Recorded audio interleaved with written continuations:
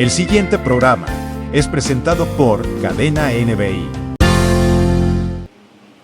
Bien, vamos a la palabra del Señor. Hoy comienza una serie llamada El Reposo. También al mismo tiempo estoy trayendo otra serie que se llama La Iniquidad y está poderosa. Vamos a ver hoy El Reposo, primera parte. Isaías capítulo 66, versículo 1, la parte A dice así: Jehová dijo así: el cielo es mi trono y la tierra estrado de mis pies. Cuando usted lee este texto, ¿qué entiende?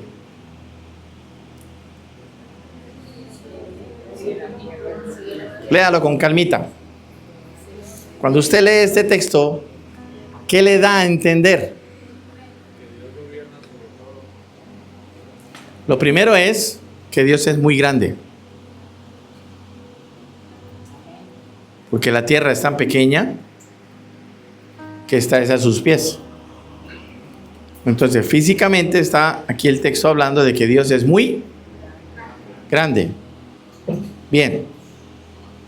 ¿Qué es lo segundo que podemos ver?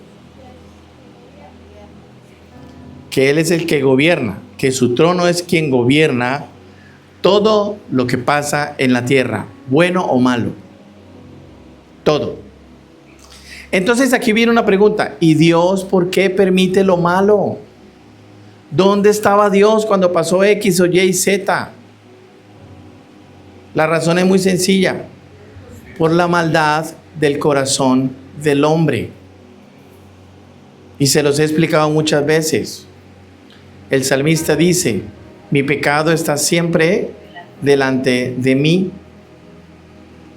Usted puede ser cristiano, usted puede ser un hombre o una mujer de fe, pero usted sale del culto en su carro y más adelante se le atraviesa un motorizado, usted lo quiere matar.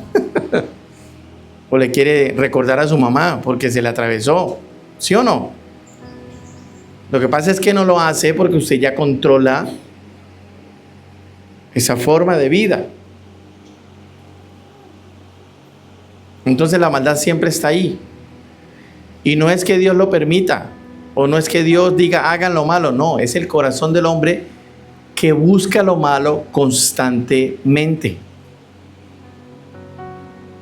Usted le pone al hombre dos caminos, como dice Deuteronomio, para escoger, escoge el de la maldad. Es así. Hoy en día están muy populares algunos influencers. Yo no los llamaría influencers, ese fue el peor título que le dieron. Hoy están muy populares algunos youtubers que tienen millones de seguidores y promueven siempre hacer lo malo. Y los jóvenes le siguen y lo copian. Entonces, aquí lo otro que estamos viendo es la palabra pies. Los pies del Señor están en la tierra y estos representan a los ministros. ¿Qué significa la palabra pies? Ministros. Romanos 10, versículo 15. Dice: ¿y cómo predicarán si no fueren enviados? Como está escrito: cuán hermosos son los pies de los que anuncian la paz, de los que anuncian buenas nuevas. ¿Qué significa la palabra evangelio? Buenas nuevas. Entonces, cuando yo le enseño a otro la palabra de Dios, cuando yo le enseño a otro el evangelio, entonces soy un ministro, porque estoy usando mis pies para ir a X lugar a llevarle la palabra.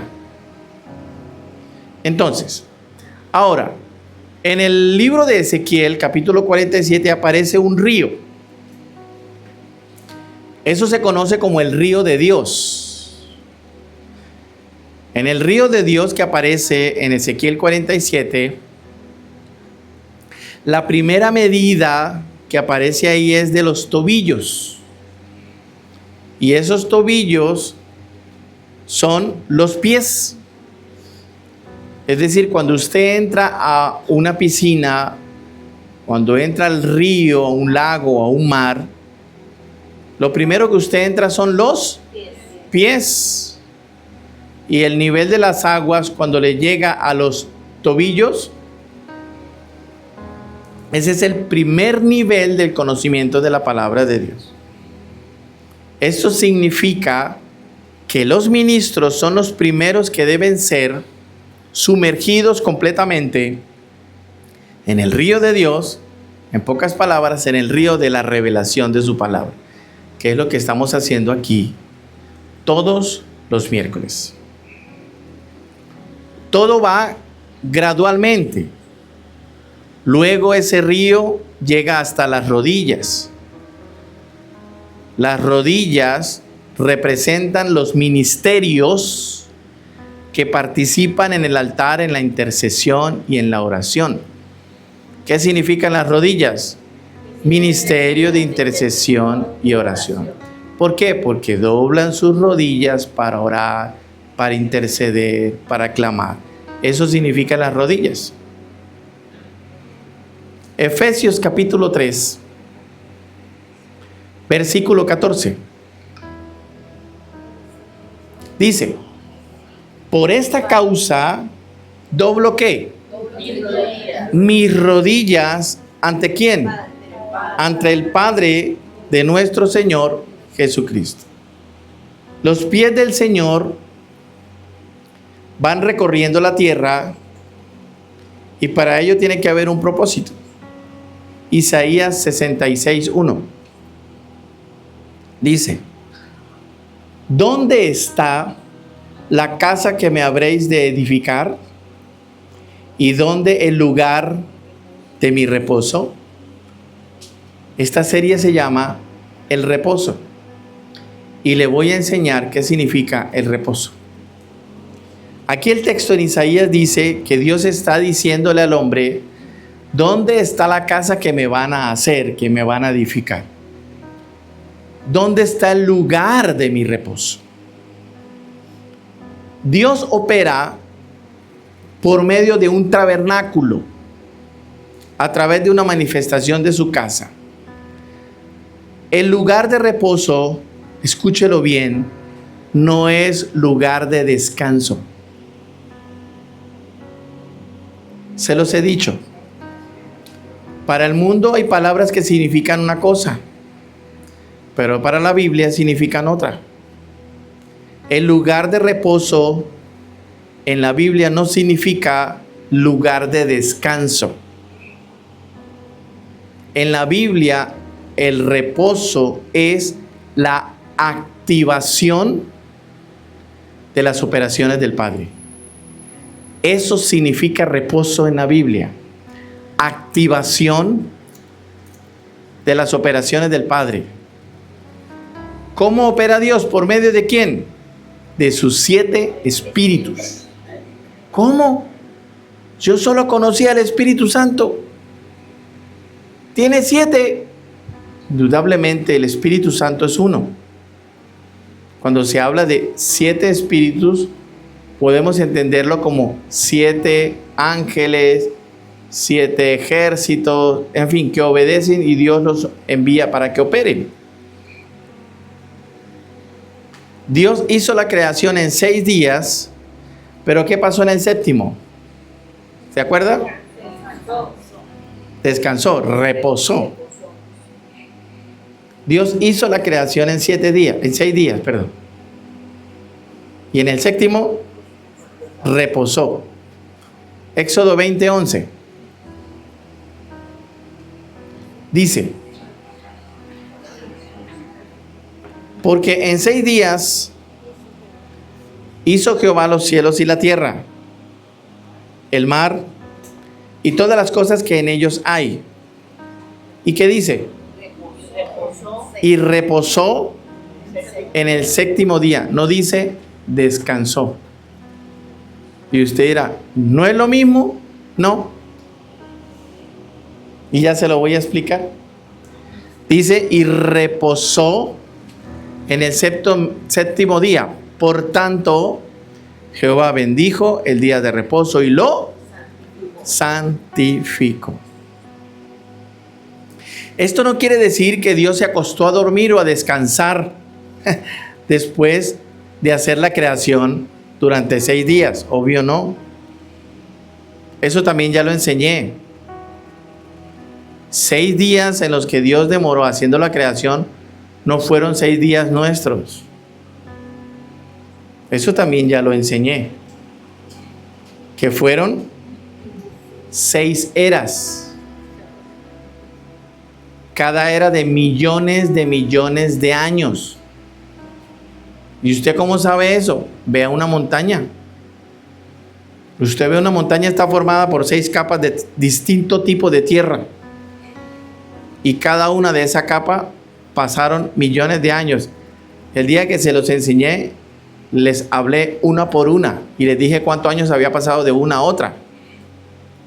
Por eso es que la ciencia arqueológica encontró el hombre de Cro-Magnon, el hombre de Netherland, fósiles humanos de millones de años. Porque, por si usted no lo sabe, de Adán hasta nuestros días han pasado 6,000 años. Entonces, ¿cómo es posible que se encuentre fósiles humanos de millones de años? Porque esa generación se conoce como la generación preadámica, antes de Adán, la que existió junto con los dinosaurios. Pero eso ya es otra clase aparte. Si me meto con eso, no salimos hoy. Entonces, después del 6º día, dice la palabra que Dios reposó.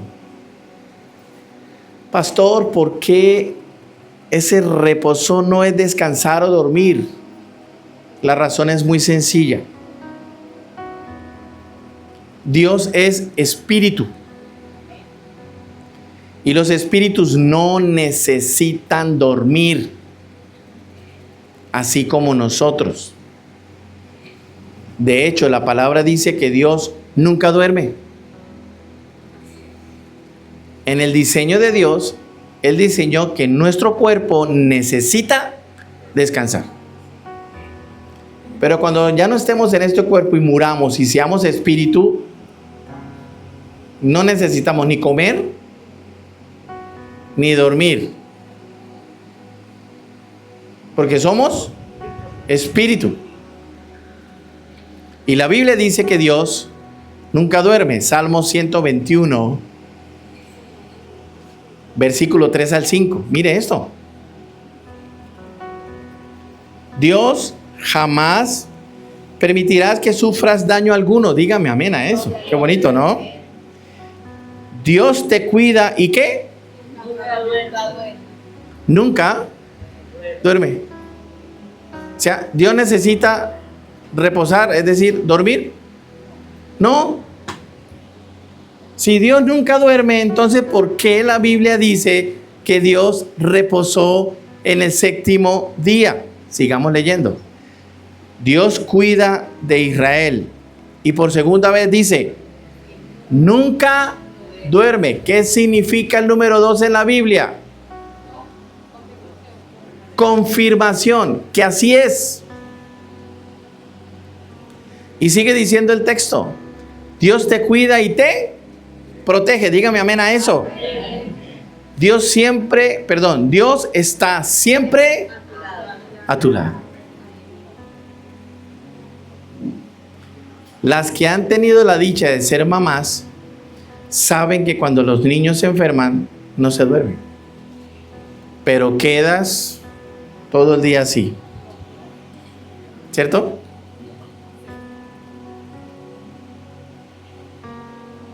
Entonces, si la Biblia dice que Dios no duerme, ¿qué significa la palabra reposo? las activaciones de las operaciones de Dios. En el Antiguo Testamento, el día de reposo era el séptimo día de la semana, es decir, el sábado. Pero en el Nuevo Testamento, eso cambió con la muerte del Señor. Él murió el día sexto de la semana, viernes, ¿listo? Él murió el día sexto de la semana, es decir, el viernes. También conocido como el día de la preparación o víspera del día de reposo, sábado. Marcos 15:42. ¿Qué dice? Ya era viernes por la tarde y los judíos se estaban preparando para las celebraciones especiales del día sábado, cuando muere el Señor Jesús. Pero cuando Jesús resucita, lo hace al tercer día, es decir, al primer día de la semana, domingo. ¿Sí ve? Marcos 16:19, mírelo. El domingo, muy temprano, después de que Jesús, entonces, ¿cuándo resucitó? El domingo. ¿A qué horas? Muy temprano, muy bien. Muy bien. Después de que Jesús resucitó, se le apareció a María Magdalena.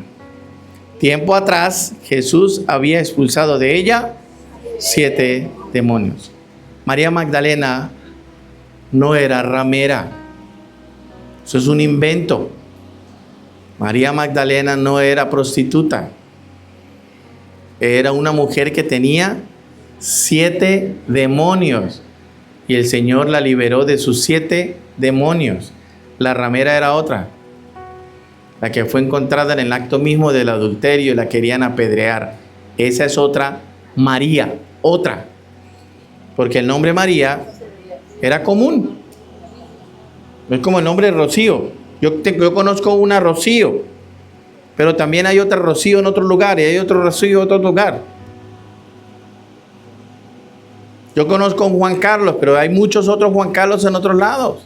Entonces lo mismo pasaba con el nombre María. Por eso hay esa leve confusión. En ese día, domingo, es que la iglesia primitiva del Nuevo Testamento comienza a celebrar la cena del Señor y comienza a reunirse. Por ende, es el día de reposo donde nos reunimos hoy, domingo. ¿Por qué nos reunimos el domingo? No. Está mal dicho día de reposo. Nosotros no guardamos el día de reposo. Porque el mismo Señor Jesús lo dijo. Yo soy el Señor del día de reposo. Entonces, en ese sentido no.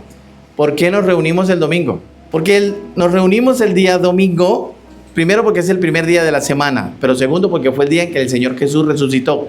Tercero porque la iglesia primitiva, la de los apóstoles, ese día fue en el que empezaron a reunirse, a celebrar la cena del Señor, a reunirse por las casas. ¿Sabe por qué más? Porque ese día fue en el que el Espíritu Santo descendió sobre la iglesia en el Pentecostés. Fue un domingo. Esto lo que significa es que reposo es las activaciones de las operaciones de Dios. No es descanso. En el Antiguo Testamento, el séptimo día de la creación, reposó Dios, es decir, activó sus operaciones de la creación. En el Nuevo Testamento, Jesucristo resucita el domingo y a partir de ahí se activan las operaciones del Padre en el plan redentor para toda la humanidad. Ese día Hoy viene a ser domingo, primer día de la semana. Y es donde las operaciones de Padre se activan a nuestro favor. Dígame amén a eso. ¿Por qué? Porque vamos a la iglesia a buscarlo y a recibir la palabra. Dígame amén a eso. Y esta palabra que usted recibe aquí activa su semana. Entonces, ¿qué significa reposo? Las activaciones de las operaciones de Dios. Es decir, Dios no es perezoso. Isaías 11:2.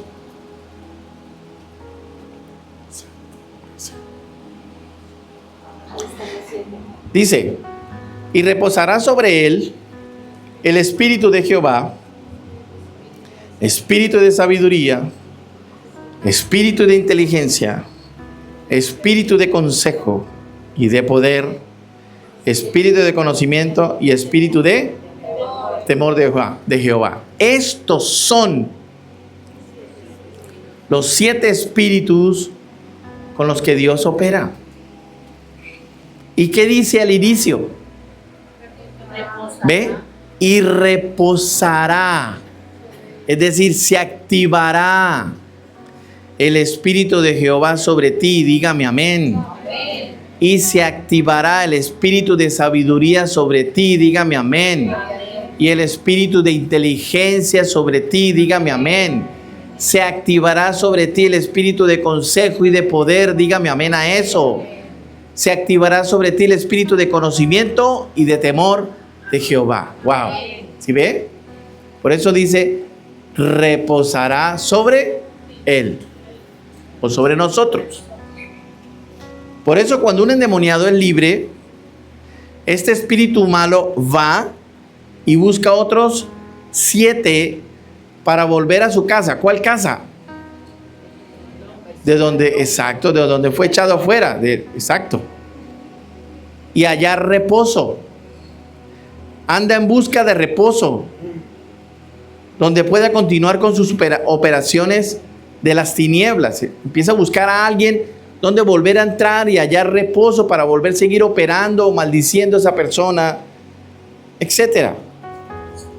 El hombre puede tener en su casa vida, es decir, los 7 espíritus de Dios, o muerte con 7 espíritus peores.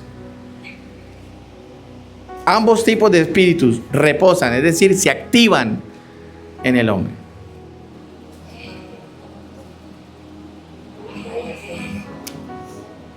Dios dice en su palabra, en el texto que leímos hace unos minutos, que Dios está diciéndole al hombre, ¿quién me construirá casa? Hebreos 3:6. ¿Qué significa la palabra casa? Hebreos 3:6. La casa es hombre. O sea, la casa somos nosotros. La casa en la Biblia somos nosotros. Dice, pero Cristo como hijo sobre su casa, la cual casa somos nosotros, si retenemos firme hasta el fin la confianza y el gloriarnos en la esperanza. O sea, lo que Dios está diciendo, ¿quién me construirá casa donde yo habitar? Está hablando es que Dios quiere habitar y morar en nosotros. Reposar en nosotros. Hacer que se activen todas sus operaciones en nuestra vida.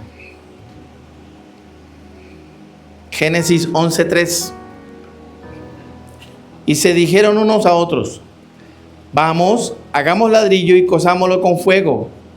Y le sirvió el ladrillo en lugar de piedra y el asfalto en lugar de mezcla. Aquí está hablando de la torre de Babel. En la torre de Babel, el hombre escogió el ladrillo en lugar de piedra, haciendo una mezcla para eso.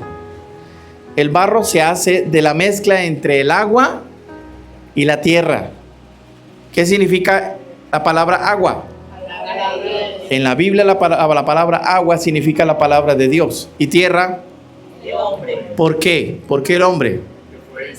Porque fuimos hechos de la tierra, del polvo de la tierra. Por eso Adán se llamaba Adán. ¿Qué significa el nombre Adán? Rojizo. Que la tierra es rojiza, como la arcilla, el barro. Entonces, del barro se hace el ladrillo. En otras palabras, se estaban mezclando la palabra de Dios con la palabra de hombres. Por eso vemos gente en la iglesia, pero su corazón está en el mundo, haciendo mezclas extrañas. El ladrillo se cose al fuego. ¿Y la palabra fuego qué significa? Espíritus en la Biblia.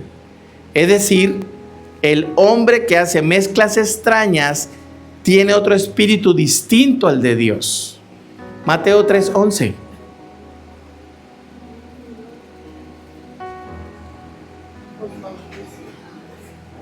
Yo a la verdad os bautizo en agua para arrepentimiento. Está hablando Juan el Bautista.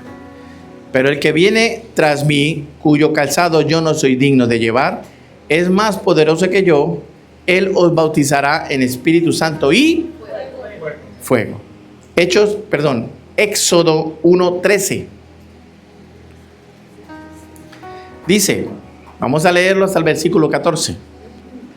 Y los egipcios hicieron servir a los hijos de Israel ¿cómo? Con dureza y amargaron su vida. Está hablando de Israel en Egipto cuando eran esclavos. Y amargaron su vida con dura servidumbre en hacer barro y ladrillo y en toda labor del campo y en todo su servicio al cual les obligaban con rigor. ¿Qué le obligaron los egipcios a hacer a Israel cuando eran esclavos? Mezclas y a trabajar en el campo. Mateo 13:38. ¿Qué significa el campo? En la Biblia la palabra campo significa mundo. Mire lo que dice Mateo 13:38.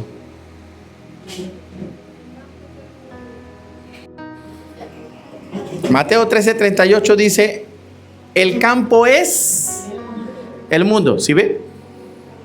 Entonces, donde usted encuentra en la Biblia la palabra campo, está hablando del mundo. El campo es el mundo. Las buenas semillas son los hijos del reino y las cizañas son los hijos del malo. Entonces, si usted conoce una persona cizañera, es malo, hijo del malo.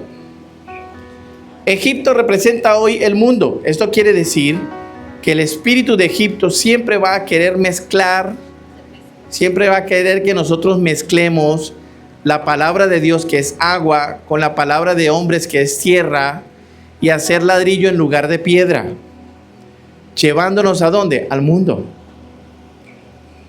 Estamos en el mundo, pero no somos del mundo. Por eso hay tanta apostasía hoy en día. Por eso hay tanta apostasía. ¿Sabe qué significa la palabra apostasía? Falsedad. Tomar algo verdadero y volverlo falso. Por eso hay tantas doctrinas raras hoy en día que mezclan conocimiento de hombre con conocimiento de Dios, llevando a muchos a la perdición, entreteniéndolos y no edificándolos. Hay muchas iglesias que entretienen pero no edifican, no enseñan. En un culto es diseñado para no entretener, sino edificar, enseñar. Por eso usted ve aquí que yo no grito. ¿Sí ve? Lucas 3:7. ¿Qué significa la palabra piedras? Hombres hijos de fe. Ojo con esto. ¿Cómo se llamaba Pedro, el discípulo del Señor? Se llamaba Simón. ¿Qué nombre fue el que le puso el Señor Jesús a Simón? No. Cefas. Jesús le cambia el nombre de Simón y le pone Cefas. Cefas en griego significa Pedro. Y Pedro significa roca, piedra. Entonces, lo que el Señor le está diciendo a Simón, cuando le pone el nombre de Cefas, y al traducirlo se le lleva a Pedro, que fue ya su nombre más popular, está diciendo, eres un hijo de fe. Wow. ¿Cómo el Señor va a llamar a Pedro hijo de fe? Si fue el que le cortó la oreja al soldado romano.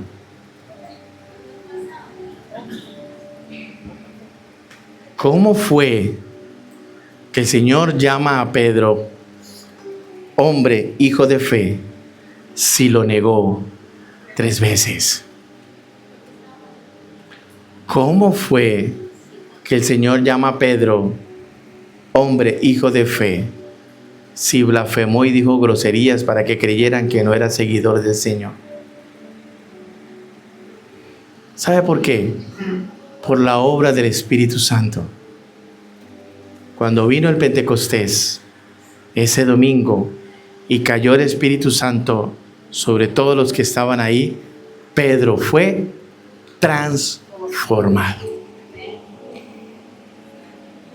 Entonces, Jesús, cuando le dice a Simón, ya no te llamarás Simón, te llamarás hijo, hombre, hijo de fe, no lo estaba llamando así por como lo veía en ese momento.